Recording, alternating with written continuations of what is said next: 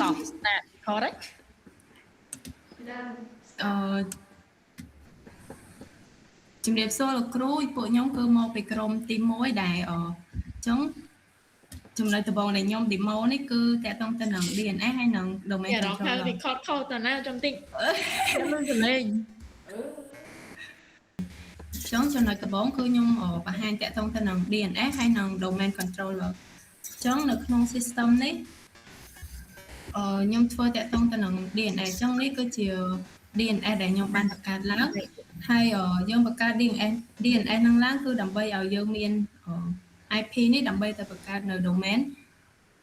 domain controller មួយអញ្ចឹងនេះគឺជា detail ទាំងអស់របស់ DNS របស់ខ្ញុំហើយយើងប្រើ public IPv4 នេះគឺដើម្បីទៅបង្កើតនៅ domain controller អញ្ចឹងនៅពេលដែលខ្ញុំមាន IPv4 នេះហើយខ្ញុំទៅបង្កើតបានជា domain របស់ឈ្មោះខ្ញុំនេះមួយអញ្ចឹងdomain ខ្ញុំគឺមាន IPv4 ហ្នឹង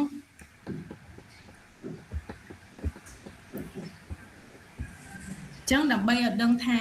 domain របស់ខ្ញុំហ្នឹង config ហើយនឹងវាដំណើរការអត់ចឹងខ្ញុំអាចចូលទៅ config វាមើលថា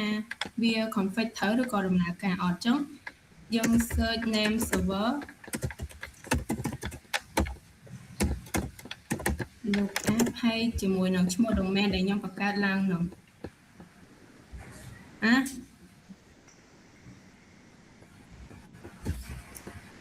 ចឹងនៃឈ្មោះ domain ដែលខ្ញុំបង្កើតឡើងខ្ញុំយកយើងផាសវាមកហើយមួយទៀតគឺយើងដាក់នៅ name server របស់យើងនោះនេះគឺជា name server ទាំង4របស់ខ្ញុំចឹងបើពេលដែលខ្ញុំតេស្តវាទៅបើវាមាន IP ដូចនឹង DNS ដែលខ្ញុំបានបង្កើតឡើងមិញខ្ញុំនឹងថាdomain របស់ខ្ញុំហ្នឹងវា config ត្រូវហើយនឹងវាដំណើរការអញ្ចឹងខ្ញុំ copy name server ទី1យកទៅតេស្តអញ្ចឹង enter វាមកអញ្ចឹង address វានេះត្រូវជាមួយនឹង DNS របស់ខ្ញុំដែលខ្ញុំតេស្តមិញហើយអញ្ចឹងវាត្រូវមួយហើយអញ្ចឹងសាកតេស្តname server មួយទៀត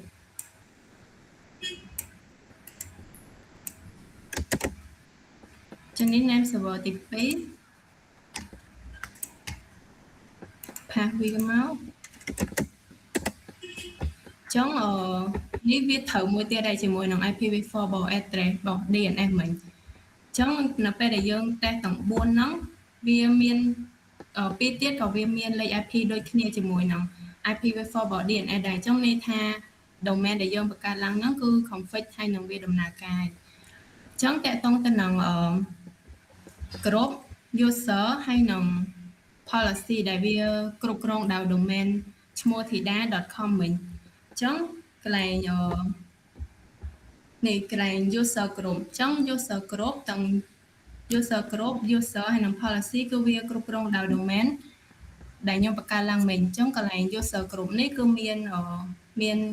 group accounting group admin cashier គឺហើយនឹងsales ស្វ័យនិង stock ផ្សេងៗអញ្ចឹងនៅក្នុង group name ហ្នឹងគឺវាមាន user មានដូចជា Daro Nasa Thida អញ្ចឹងវាទាំងអស់ហ្នឹងគឺវានៅក្នុង group name នេះអញ្ចឹងតើតង់ទៅនឹង policy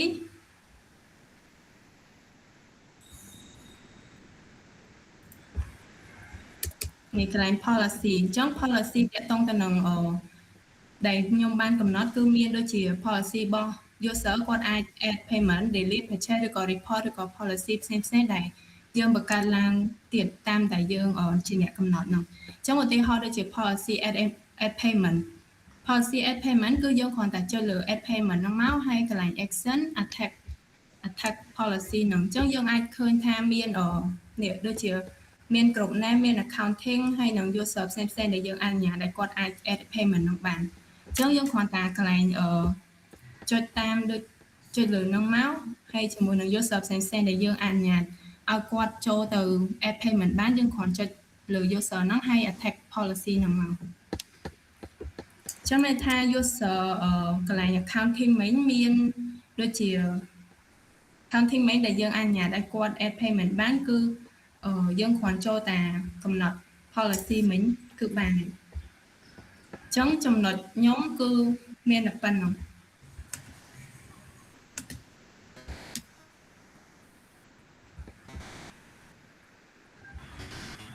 សុំបន្តិច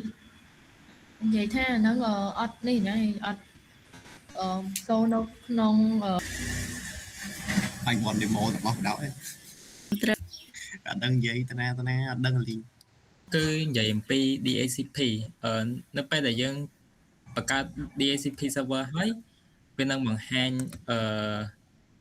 address list ដែលបោះIP ទៅឲ្យ client ដូចជា IP មួយនេះមួយហ្នឹងនៅលើ on-prem តែសម្រាប់AWS ដែលសារ AWS វាមាន service មួយគឺ DHCP option set អញ្ចឹងIP វាអត់អាចបោះឲ្យសារ DHCP option set បោះជំនួសតែខ្ញុំបាន config ដូចគ្នាហើយចំណុចបន្ទាប់គឺ backup server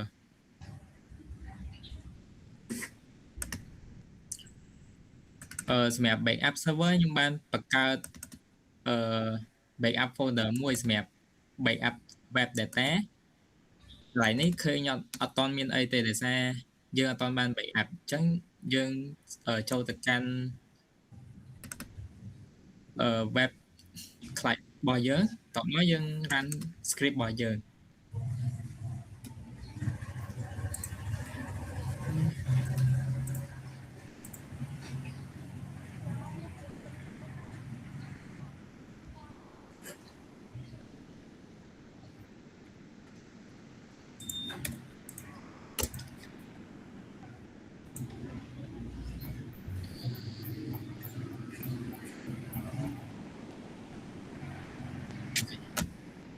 ចឹងយើងទៅមើល backup របស់យើងវិញគឺឃើញ data របស់ web server របស់យើងឯងមួយទៀតគឺ backup schedule យើងអាច set schedule សម្រាប់ backup ជាងរាល់ថ្ងៃបានដូចជានៅក្នុងនេះ daily backup របស់យើង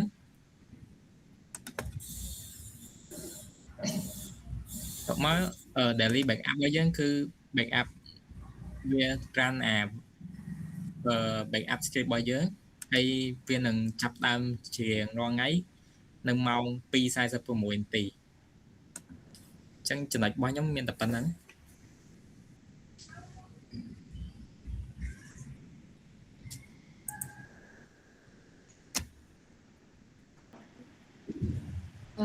ចាញ់វាសួរលោកគ្រូខ្ញុំឈ្មោះចំសរូមក demo តាក់ទងជាមួយនឹងពីរចំណុចមាន web server ហើយនិង database server អញ្ចឹងមុននឹងធ្វើអានឹងបានគឺយើងត្រូវទី1ខ្ញុំត្រូវមាន line instance មួយខ្ញុំបង្កើត line instance ឈ្មោះ0.server នេះអញ្ចឹងតបមកយើងធ្វើការ connect ទៅកាន់VMware របស់យើងអញ្ចឹងពេលទៅចូលដល់នេះមកយើងបង្កើត MMC ដូចរាល់ដងហ្នឹងហើយបន្ទាប់មកខ្ញុំចូល web server របស់ខ្ញុំអញ្ចឹងពេលខ្ញុំបង្កើតហើយខ្ញុំមាន file មួយ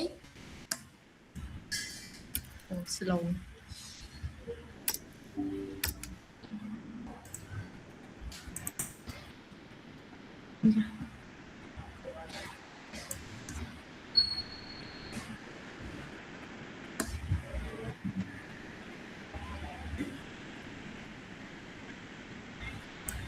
ចំណានស្គប់សិនមែនអត់អូយ slow ថាបើអញ្ចឹង web server របស់ខ្ញុំអត់បង្កើតថ្មីទៀតទេខ្ញុំយក default របស់វាហើយចូលមកដល់យើង click ទៅលើ file server របស់យើងមកអញ្ចឹងវាមានខ្ញុំមាន browser ពីរដែលប្រើជាមួយនឹង HTTP ធម្មតានិង HTTPS អញ្ចឹងសម្រាប់ HTTP នេះយើងគ្រាន់តែ click ទៅលើ HTTP ហ្នឹងវានឹងចូលទៅកាន់ browser របស់យើង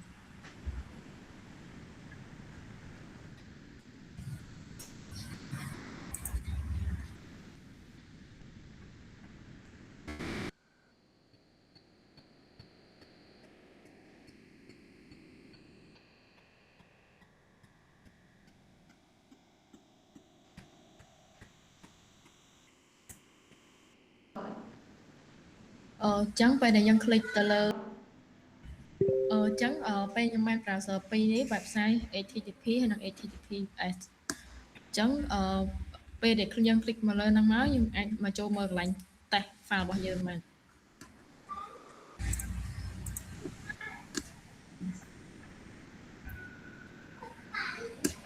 ចឹងអានេះសម្រាប់ HTTP មួយទៀត HTTPS មួយទៀតdatabase server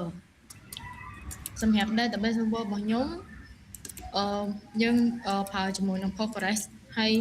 សម្រាប់ Postgres ហ្នឹងគឺយើងអាចប្រើបង្កើតនៅក្នុងPostgres admin នេះក៏បានយើងបង្កើតជាមួយនឹងterminal របស់យើងក៏បានដែរអញ្ចឹងសម្រាប់នេះខ្ញុំសូម test នៅលើ terminal អញ្ចឹងចូល terminal របស់ខ្ញុំមក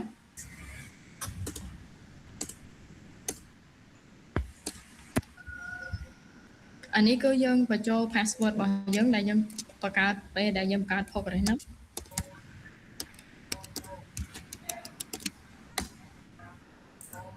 ចឹងខ្ញុំធ្វើការចុច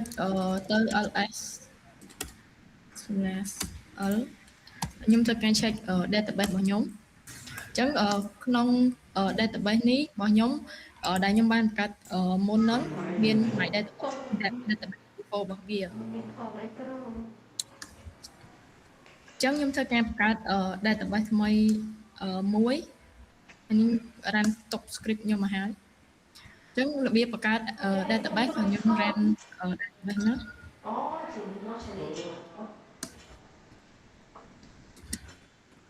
ចឹងខ្ញុំបង្កើតឈ្មោះមួយ my database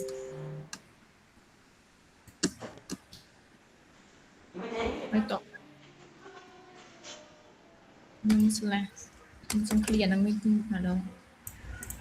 វាឡើងពី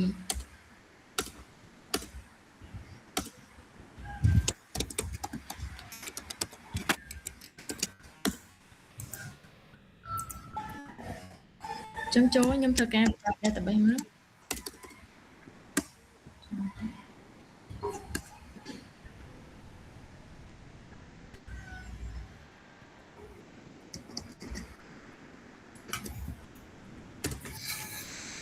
អានេះខ្ញុំបង្កើត database មក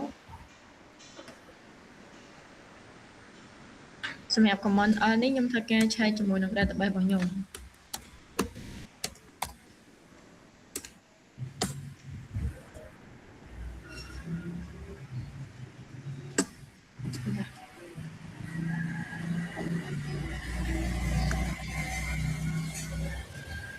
អូខ្ញុំមានអារម្មណ៍ថាប៉ះលេងដើរបាទចាំតិចតោះអញ្ចឹង command នេះសម្រាប់ធ្វើការបង្កើត database អញ្ចឹងពេលខ្ញុំបង្កើត database ហើយខ្ញុំធ្វើការបង្ហាញជាមួយនឹងdatabase របស់ខ្ញុំដែលខ្ញុំបង្កើតមុនហ្នឹងអញ្ចឹងវាបង្ហាញឈ្មោះវា MyDB ហើយខ្ញុំធ្វើការចូលទៅកាន់ folder ហ្នឹង cd ទៅកាន់ MyDB របស់ខ្ញុំតបមកយើងធ្វើការបង្កើត database ថ្មីរបស់ខ្ញុំមកខ្ញុំដោយសារ run script ហើយ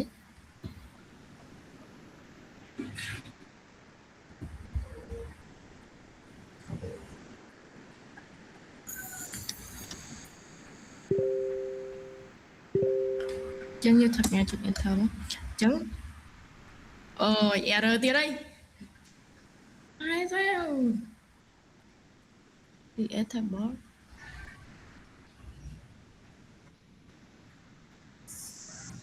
cd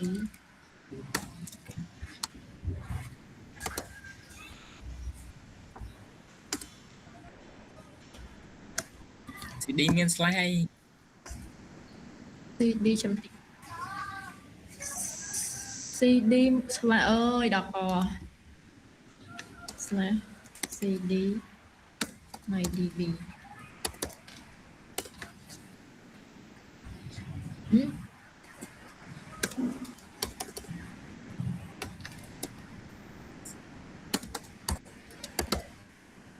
មិន slash ខុសគ្នា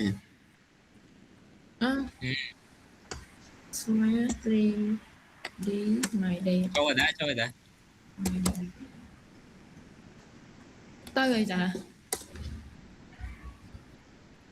watching directory thờ hết ấy nổi nổi về chân về cho mà mày đi bì ạ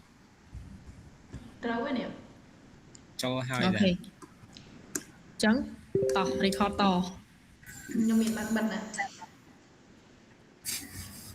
hơi chấn thơm mày từ Lấy cái gì đang bên ăn tầm. tọa má dân thơ nghe so database table ní dân khả của mình đi thì slash đi thì sai chứ on comment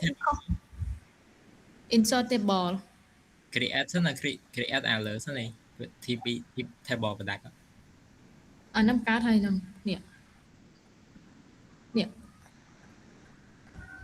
ការទៅហើយ ประกาศមុនហ្នឹងហើយតែមិញខ្ញុំបង្កើតអានេះឥឡូវ MyDB ហើយតោះមិនបង្កើតអានេះ ការទៅហ្នឹងឃើញអត់តន់ចូលនេះនឹងតែចូល directory MyDB ហ្នឹង មើលចុះបង្កើតសាទៀត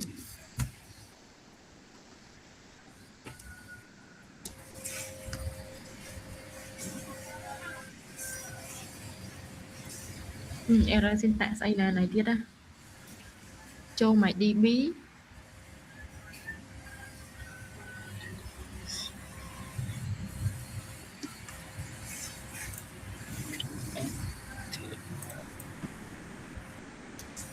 ចាំតិចខ្ញុំហៅ script ខ្ញុំមួយសិនបិទscreen សិនណាខ្ញុំសុំយក script ខ្ញុំក្នុងកុំព្យូទ័រទេ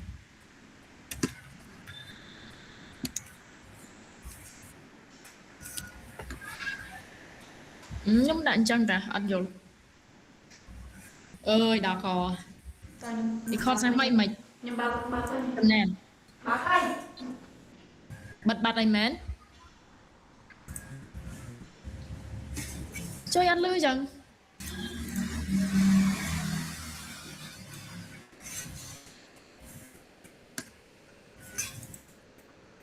មានអ្នក record នៅ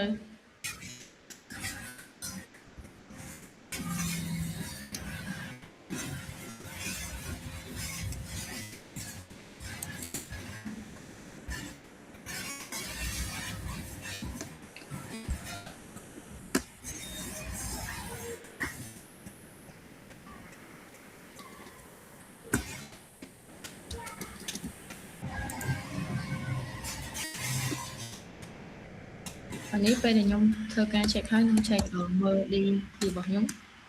អញ្ចឹងមុននឹងខ្ញុំបានបង្កើតrow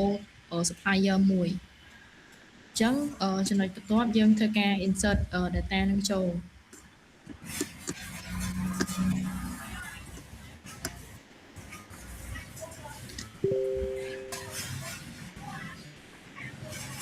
នឹងវាប្រាប់ថាវាបាន insert ចូលហើយចំពោះវីដេអូតាក់ទងមួយ database របស់ខ្ញុំមានប៉ុណ្ណឹងហើយយើងមាន comment តាក់ទងមួយនឹងមួយចំនួនទៀតមានដូច select table មាន delete យើងអាច delete update បានហើយចំពោះវីដេអូខ្ញុំតាក់ទងមួយ database មានតែប៉ុណ្ណឹងបងប្អូនបាត់ទៅ ចុះ load balancing តែចំណុចបន្ទាប់គឺនិយាយអំពី load balancing ដែលខ្ញុំបាន set up load balancer នៅលើ AWS ហើយសម្រាប់យើងត្រូវបង្កើតweb server 2ដែលនៅ high availability zone គ្នាដើម្បីធានាបាននៅ HA អូខេអញ្ចឹងទី1យើងចូលមកកាន់ load balancing របស់យើងនៅពេលដែល server មួយdown វានឹងយកទៅចាប់ server មួយទៀតហើយយើងសាក refresh ទៅវានឹង load ទៅលើ web server ទី2អញ្ចឹងមានន័យថា web server ទាំងពីរហ្នឹងដើរទន្ទឹមគ្នាហើយយើងអាច test connection ជាមួយ success អញ្ចឹងសម្រាប់ load balancer មានតែប៉ុណ្្នឹង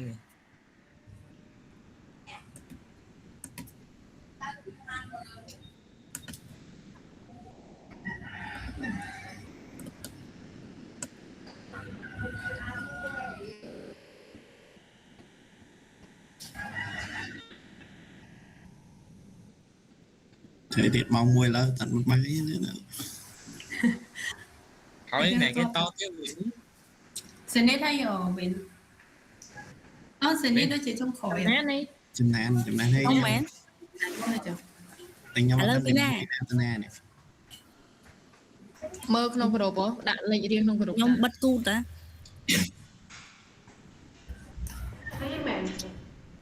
Bánh hao nha. ជំរាបសួរលោកគ្រូថ្ងៃហ្នឹងខ្ញុំមានចំណាយខ្ញុំធ្វើពី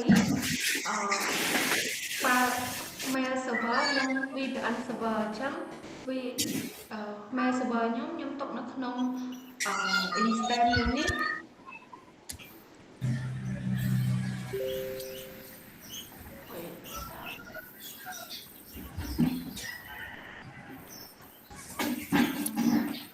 ចឹងខ្ញុំសូមកំណត់វាសិន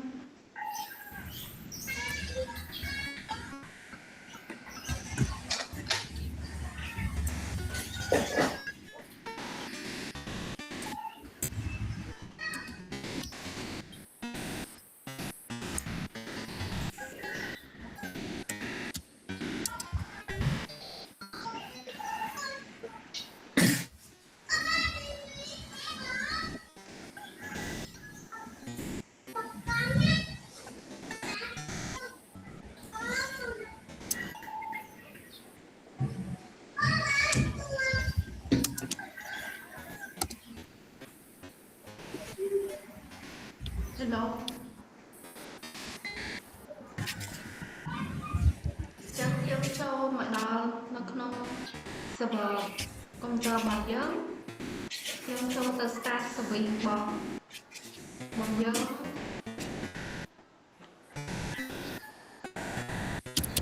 slow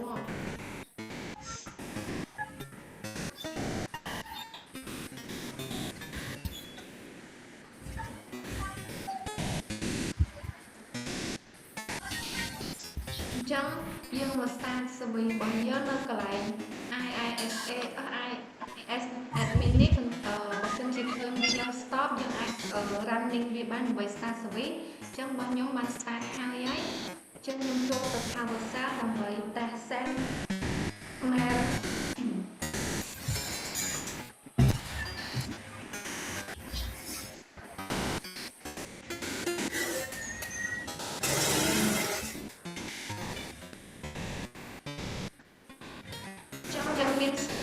យើងមាន script មួយដើម្បី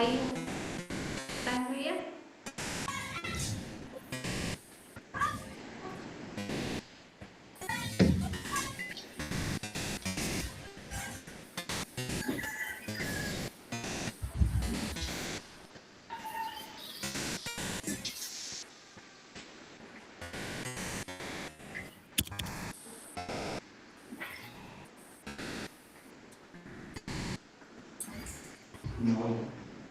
nói nhầm aku mau trắng bao giờ ban success hay dương thơ ca query table với đồng bày mơ vì ca sai ra bỏ nhớ trắng đi cái chuyện table đi cái chuyện table bao giờ là ban sang má នេះគឺជា mail name របស់យើងហើយវាមានប្រវែងម៉ាននិង send នៅម៉ោងម៉ានគឺខ្ញុំបាន send នៅម៉ោង 12:20 នៅថ្ងៃ 12 ថ្ងៃទី 29 ឆ្នាំ 2025 នៅម៉ោង 5 ព្រឹកអញ្ចឹង mail server របស់យើងគឺដានហើយអញ្ចឹងខ្ញុំបន្តទៅ demo មួយទៀតគឺ VPN server ចឹងខ្ញុំ demo មួយទៀតពី VPN server ដែលយើងទុកវានៅក្នុង instance នៃ VPN server ចឹងខ្ញុំ connect ទៅវាទៅនេះខ្ញុំបាន connect វាហើយសូមបើក connect មកសិនអញ្ចឹងយើងត្រូវមានកុំព្យូទ័រ server និងកុំព្យូទ័រ client ដើម្បីធ្វើការ connect VPN server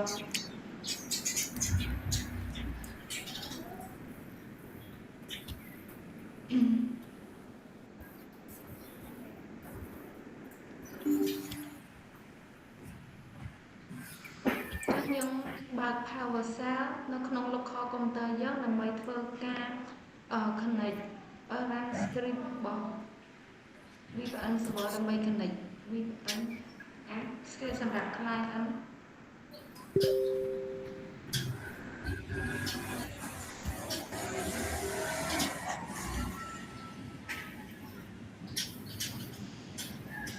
ចឹងយើង connect success ហើយបន្ទាប់មកយើងទៅខាង server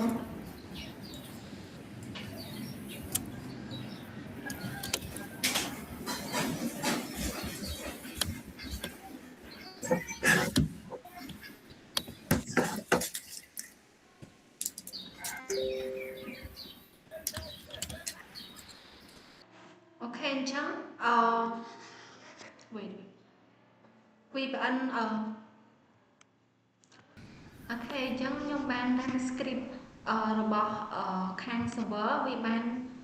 connect ទេដែរវា success connect VPN នឹងហើយទាំងនៅ client ទាំងនៅ server អូខេអញ្ចឹងចំណុចរបស់ខ្ញុំមានតែប៉ុណ្្នឹង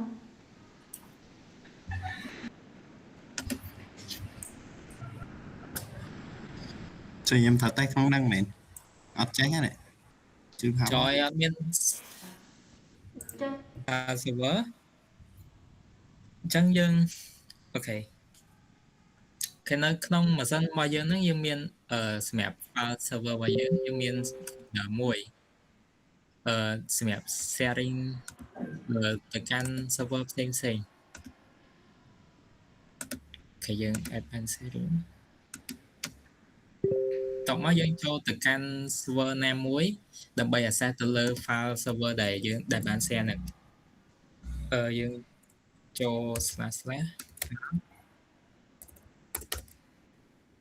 // FTP.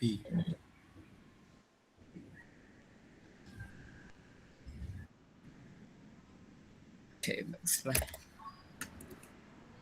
//cp តោះមកយើងនឹងឃើញ folder មួយចំនួនដែលនេះដែលបាន share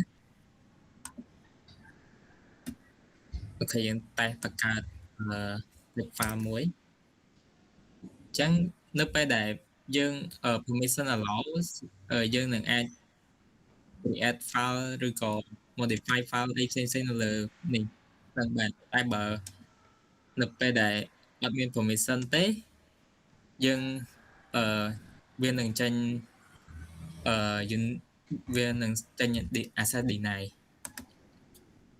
អូខេតបមកមួយទៀតគឺ FTP server សម្រាប់ FTP server យើងចូល network ដូចគ្នាតបមកយើងវាយ FTP ចុច2 // យើងវាយ private IP របស់FTP server របស់យើងគឺ 172.31.26.253 ចឹងនឹងចេញfile មួយសម្រាប់ឲ្យយើង log in នឹងចេញ log in form មួយ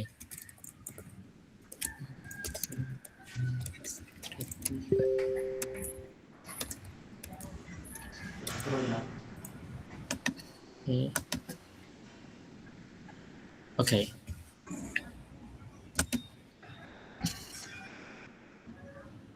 អញ្ចឹងយើងនឹង log in ទៅក្នុង FTP server របស់យើង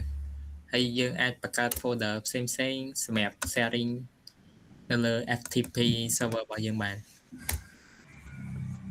អញ្ចឹងចំណុចរបស់ខ្ញុំមានតែប៉ុណ្្នឹងទេ Xin định bật cột.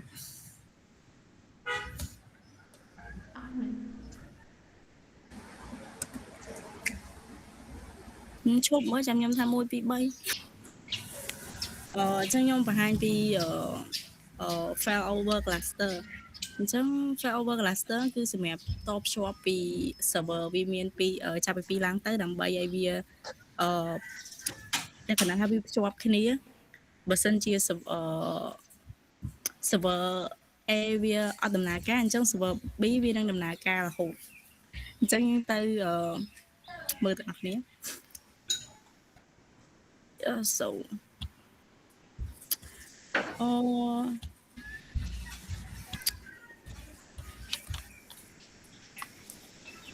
yes yes ទីទៀតនេះមានន័យថាវា server A បើសិនជា server A ហ្នឹងវានិយាយទៅយើងបង្កើត server 2មួយ server A server B បើសិនជា server A ហ្នឹងវា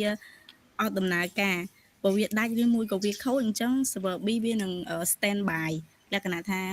វានឹងដំណើរការមកវិញនិយាយទៅគោលបំណងរបស់វាគឺវាអត់ឲ្យ server ហ្នឹងឈប់ដំណើរការហ្នឹងហើយចំណុចរបស់ខ្ញុំមានប៉ុណ្ណឹង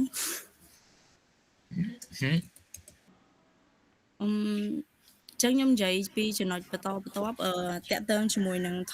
terminal server ចឹង terminal server គឺយើងប្រើឲ្យអ្នក login ប្រើបានច្រើនអានោះពីច្រើនគេប្រើនៅក្នុងក្រុមហ៊ុនអីហ្នឹងឥឡូវយើងចូលទៅធ្វើទាំងអស់គ្នាមកទៅ Oh I'm sorry so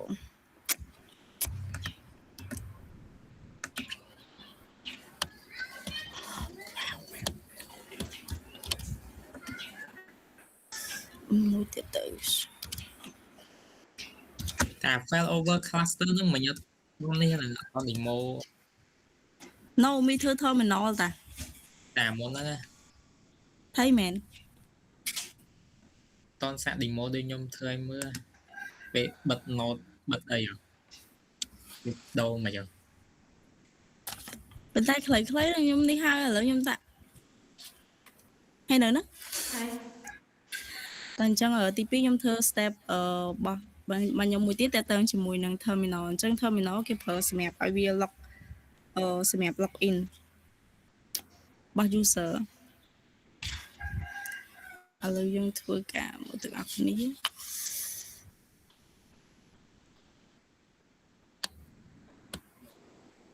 អូ sorry ចាំ step by step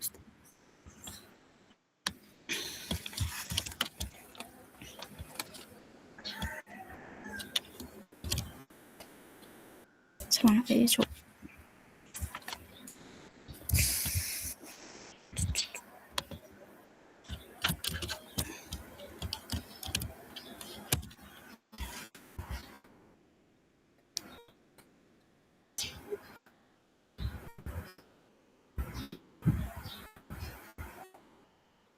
សាញ់ឲ្យតែមក in ដងទៀតទៅ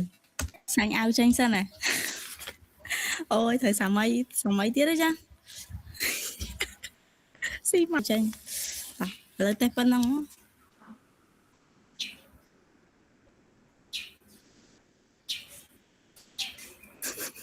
ញ៉ៃនេះ ចេញ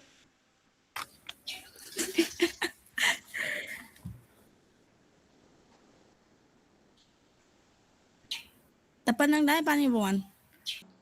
តបន្តចំណុចបន្តខ្ញុំបង្ហាញពី step របស់ខ្ញុំគឺ terminal server អញ្ចឹងព្រោះយើងចូលមកអានេះរបស់ខ្ញុំធ្វើពី terminal server អញ្ចឹងយើងគ្រាន់តែ copy វា IP វាមកនេះចូល IP ហ្នឹងយកមក copy នៅកន្លែងនេះមកបន្ទាប់ខ្ញុំផាសហើយហើយអានេះខ្ញុំវាយ username ហើយអានេះ password ចាំតិច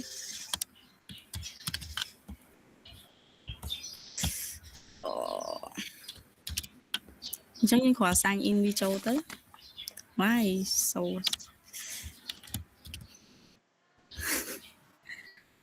Oh my god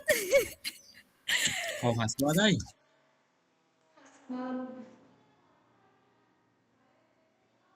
សាំ ដាំ ខ្ញុំខ្វែងចោលតែ password ដាក់ note អញ្ចឹងចំណុចរបស់ខ្ញុំបង្ហាញពី step មួយទៀតគឺ terminal server អញ្ចឹងដើម្បីប្រើ terminal server បានយើងគ្រាន់តែយកអានេះវាយកទៅផាសនៅលើ tab របស់យើងទៅ copy អានេះមកអញ្ចឹងខ្ញុំ copy ហើយអញ្ចឹងនេះអញ្ចឹងខ្ញុំគ្រាន់តែវាយយើងគ្រាន់តែដាក់ user មកហើយ password ហើយបន្ទាប់មកយើងចុច login វាទៅនេះអញ្ចឹងវាបង្កើតបាន terminal server មួយអញ្ចឹងចំណុចរបស់ខ្ញុំមានតែប៉ុណ្្នឹងចាអរគុណជំរាបលា តែ ចុងក្រោយហ្នឹងវល់មែន មើលថ្ងៃសប្តាហ៍ធំមកទៀត